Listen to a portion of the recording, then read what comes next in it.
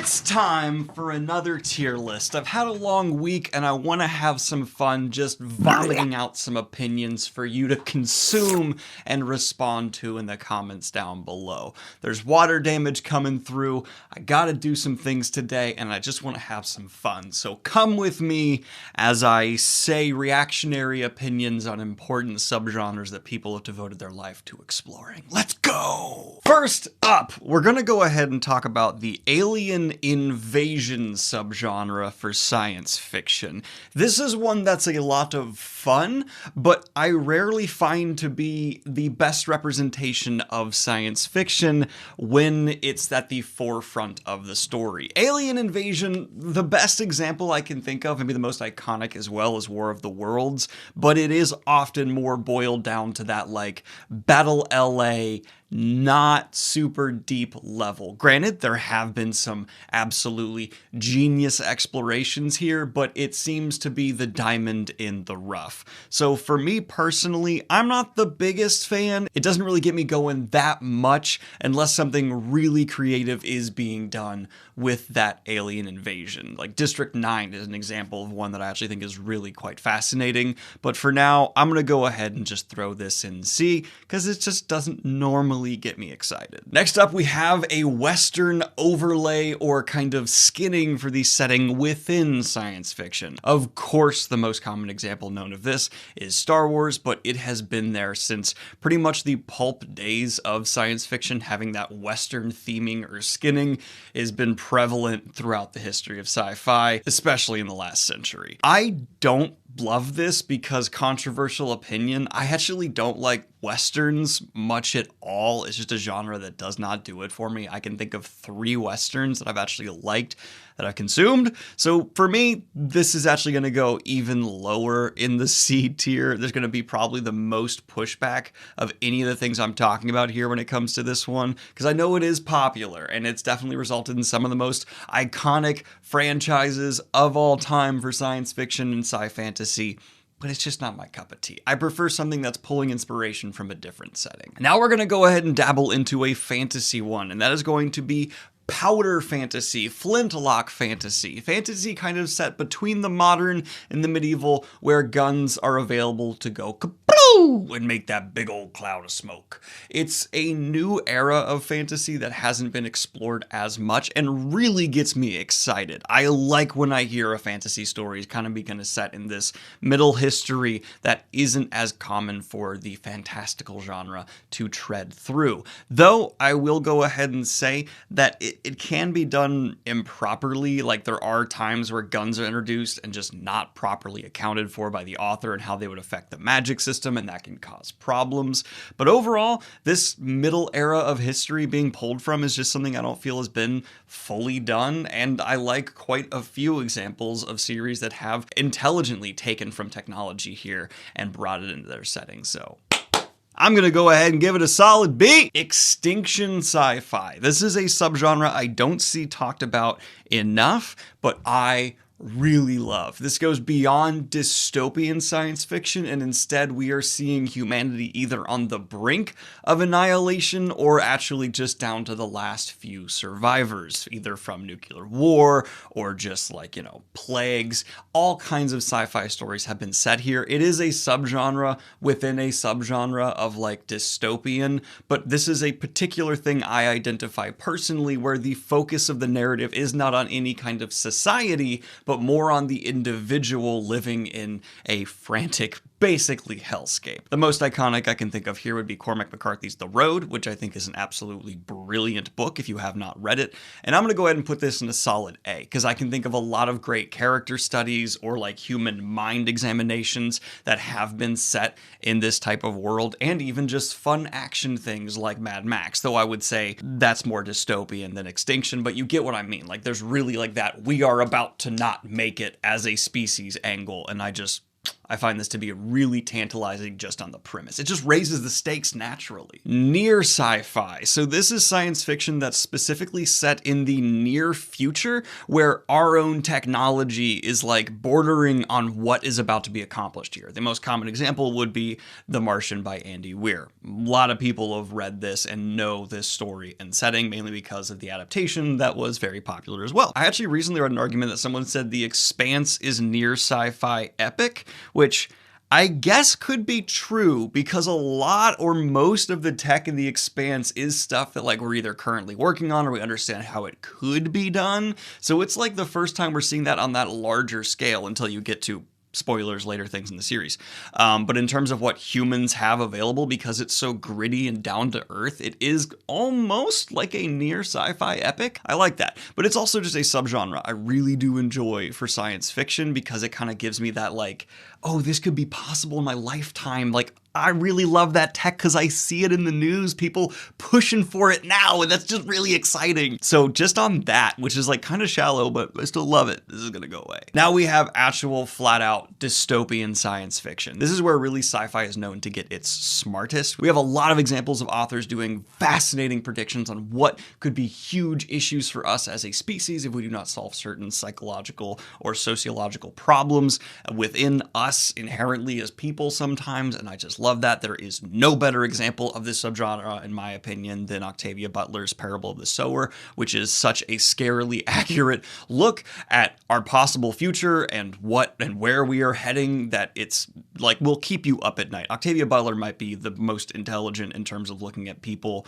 author to ever grace science fiction, but I'm going to go ahead and throw dystopian as a whole though in S, because I think this is where sci-fi can get its smartest and has some of the most iconic examples of the subgenre. I mean, I've accidentally already mentioned others in this video. So yeah, it's prevalent and it's more often than not at least interesting because you can, even if the narrative isn't grabbing you, really just kind of think about the larger implications of the setting. Though this may be the subgenre that has the harshest blowback from me personally if you don't really carefully think through what you're doing with the setting. Because if there's just stuff that doesn't make sense or doesn't add up logically to the problems you've presented actually existing in the society, it's going to really bug me as a reader. I can't remember the name of the movie, but there was one movie as well where there was like a water shortage, yet I was still seeing like water fountains in the background, like just in a city casually, and I was like, no.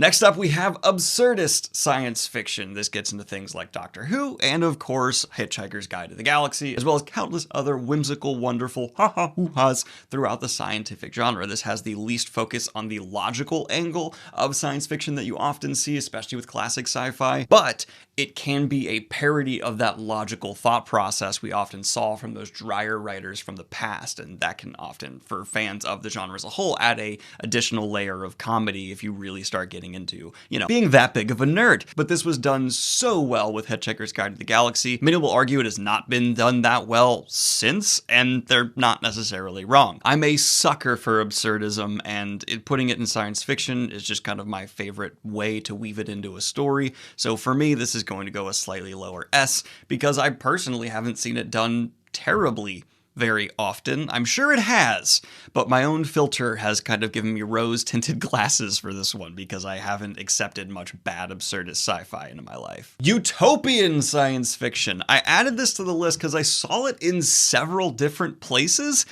and I can't think of many examples. I can think of like Star Trek as a franchise, as well as a few others, but what's really done here is we as humanity have overcome most of our problems. We have pushed past scarcity. We've entered a new age, and the threats that are driving the narrative, the catalyst events, are often external, coming into effect the utopia we have reached. Think Klingons or Borg if we're continuing with Star Trek. It's not nearly as common as like Dystopian, where there's like a twisted angle to the utopia that's been reached, you know, 1984. So for me, I'm going to go ahead and leave this in B. I do love me Star Trek at its best, but I also just kind of see this as not as rich for the delving as many other sci-fi subgenres. I know that might sound strange, but especially with how creatively bankrupt we're seeing Star Trek being now. I just personally am kind of having an issue with this setup, and I think it's just been done so well and explored so thoroughly. Like, until some author comes in and does something entirely new, or they just do a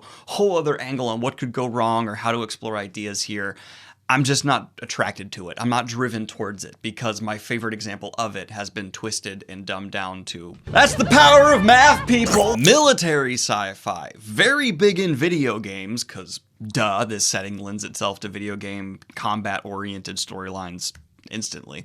But I personally am not super attracted to this. I'll take a good shoot bang pow popcorn movie. I definitely do like it for video games, but in terms of literature, I mean, yeah, I like Starship Troopers as much as the next guy, and there's some military sci-fi that's definitely done it for me, but I just never go out of my way for this. It's really not my cup of tea, and it goes antithetical to many of my driving draws to the sci-fi genre. So I'm actually going to be my first D, but it's going to be with a massive asterisk that I completely understand that this can be the same kind of thing people love, and it's not like any snobbery against it. It's just a personal taste thing. First Contact sci-fi.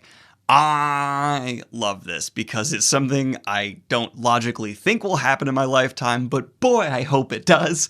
And that is first contact with intelligent life out in space. Something we all really hope happens, or the idea of it gives you tremendous dread and you don't hope it happens. I'm going to put this in S. Bottom of S, but S, because it just gets me really excited. Like, it's just a really cool idea, and there's so many examples of it done so smartly, whether that ends up going poorly or well. Arrival might be my favorite recent example. Annihilation is also another one that's like really up there, and it's common within tons of these other genres as well. From everything from To Sleep in a Sea of Stars, which is military sci-fi, but it's also First Contact sci-fi, and then as well as things like Bobverse. First Contact can just be kind of nicely plopped into a story to act as like an under-theming or a catalyst event with To Sleep in a Sea of Stars, but not take the whole focus. So I also just love that it can kind of be this really neat, initiating incident to then allow whatever creative is behind the story to just go wild in all kinds of directions that can really stress and dig into how we as people respond to stressful situations. It's nice and exciting. Okay, we're going to dabble back into epic fantasy here, and this is obviously a banger. There's tons of examples of epic fantasy that have been done poorly, and there's some of the best, in my personal opinion, pieces of literature of all time that have taken place within epic fantasy. Malazan is actually included in that. I'm going to go high A because in terms of where you can go as a creative, it might be one of the most flexible genres or subgenres of all time, because you literally get to create a whole new world with your own laws and histories. It's truly almost near limitless from that angle, though it is one where if you do not have enough experience going into it, it just results in a lot of fumbling and bumbling, and it takes such the right kind of mind to pull off on that extraordinary level. A lot of it's just good, a lot of it's okay.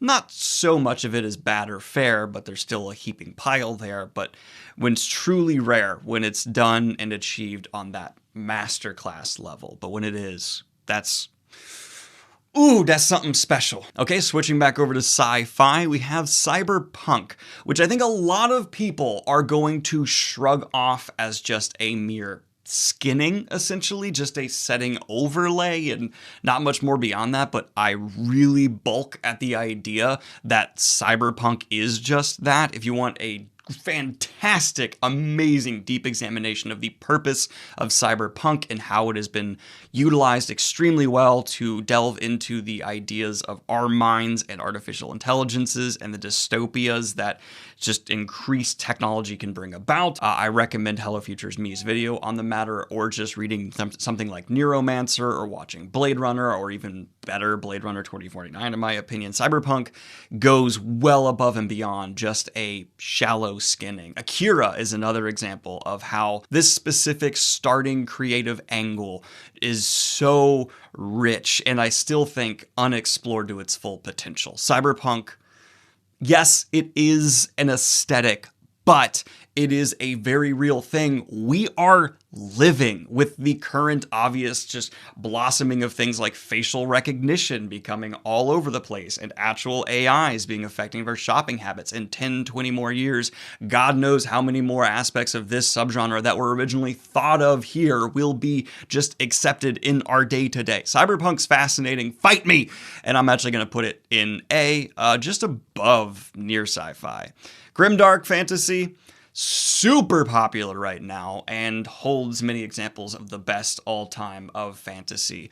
But it's also, in my opinion, a little too blown up and just a little bit on this high wave that I'm eager to see die down a bit, but not go away entirely. I do definitely like some Grimdark. I would have put this a few years ago all the way down in D, but now I think much more fondly of the genre that allows us to really pervert the human mind and take a realistic angle of what we are capable of in extraordinary circumstances, so I'll go solid B here. Sword and sorcery. This is pulpy, it's exploitative, and I don't mean that necessarily the fully negative way, I mean it more in the academic sense, although there also is some negative inclinations there. I think it's important to the foundations of modern fantasy, but it's definitely like had its time and is going away. The best examples of it we see now are almost parody in nature, and I'm going to say low C. Respect for what it was, but I'm done with it in like nearly every sense. Superhero fantasy. Boy, oh boy, talk about on a wave that seems to never end. It's pretty much dominated for my entire lifetime now. I'm past mid-20 and I can think back of my earliest childhood memories and having like just major Superman, Spider-Man stuff all around me. And then of course, years later, the MCU took off and it's just been writing away from there. It can provide us some examples of kind of doing what a lot of these other fantasy subgenres do and doing some interesting, neat, either subversions of the superhero genre or exploring humans in extreme circumstances or the more realistic side of if this kind of stuff happened, but it doesn't really allow anything fascinating on a kind of cyberpunk level for me or even like a first contact idea.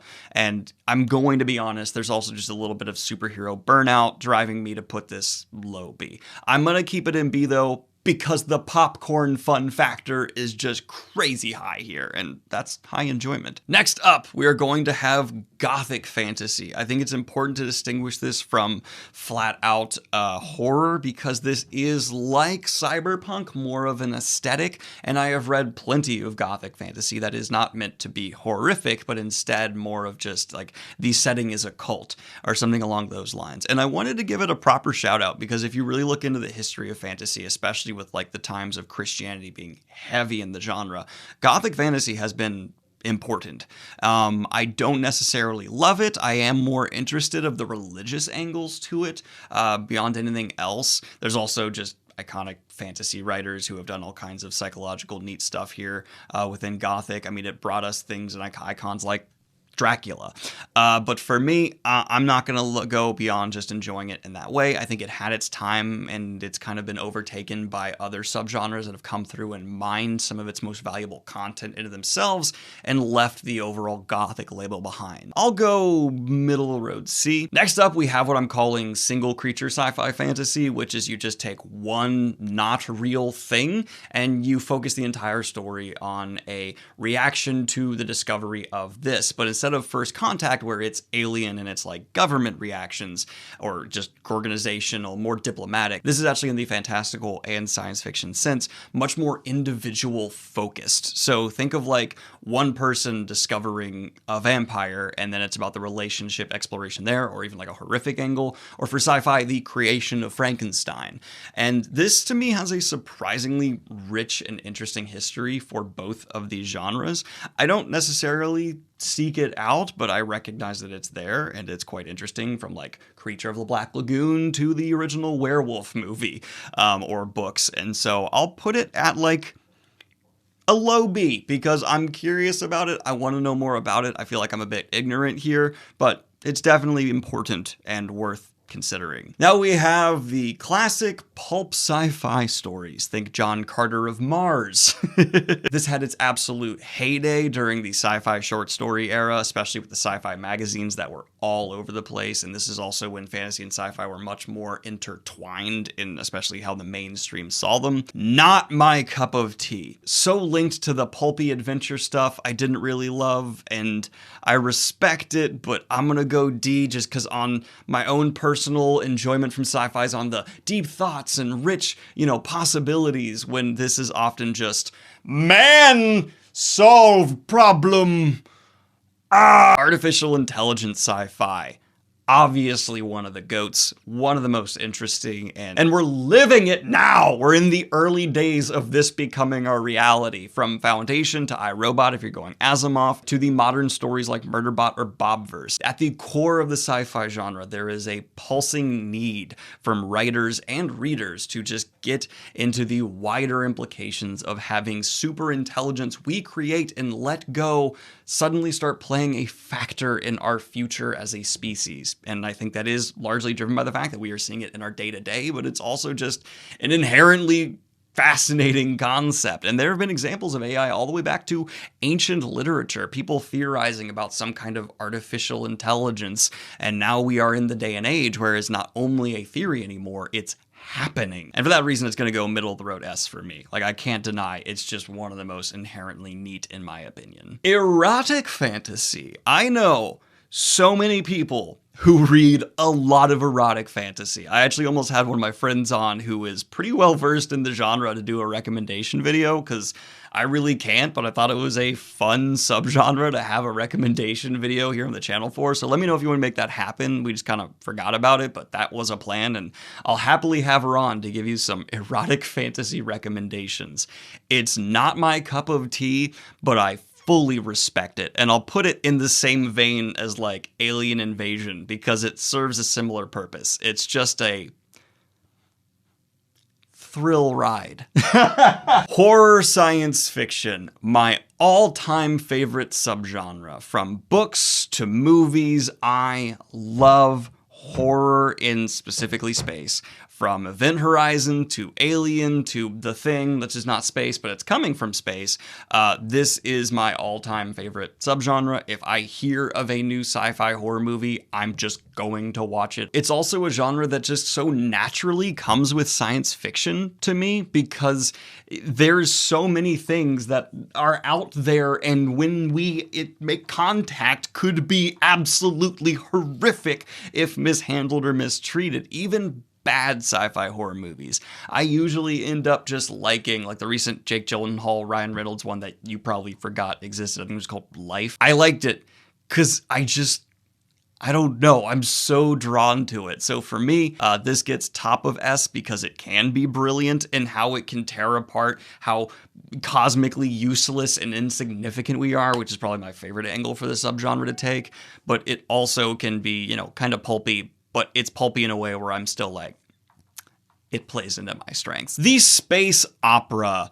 Dominated by things like Star Wars, this has a much more rich history than just that. It has been prevalent for so long, and is probably most commonly sci-fantasy instead of just sci-fi. It's very often see fantastical elements come in here. Think Dune. It's fine. I will put it middle of the road B. I think this is the potential for being the most filled with just schlock garbage and having some really thought-provoking, interesting stuff going on. I would be a fool to dismiss it, but it's not one that gets me excited on face value. It's one where if I hear something's a space opera, I have to do a decent amount of research to figure out if it actually interests me, because they're often tremendous time sinks as well to fully understand and grasp and learn this all new universe or galaxy, whatever scope it's on. So I kind of just go, maybe, every time, and of course, walk forward cautiously from there. Horror fantasy.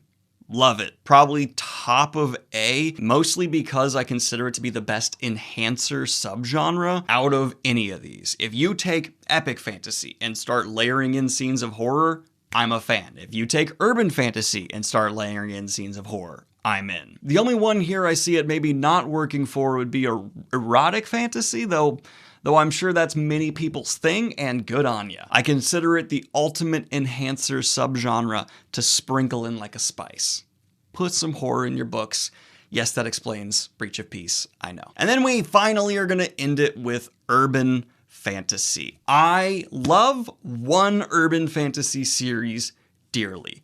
Dresden Files. It won me over around book 9, which is the most insane thing ever to say, but now it's definitely forever going to be one of my all-time faves.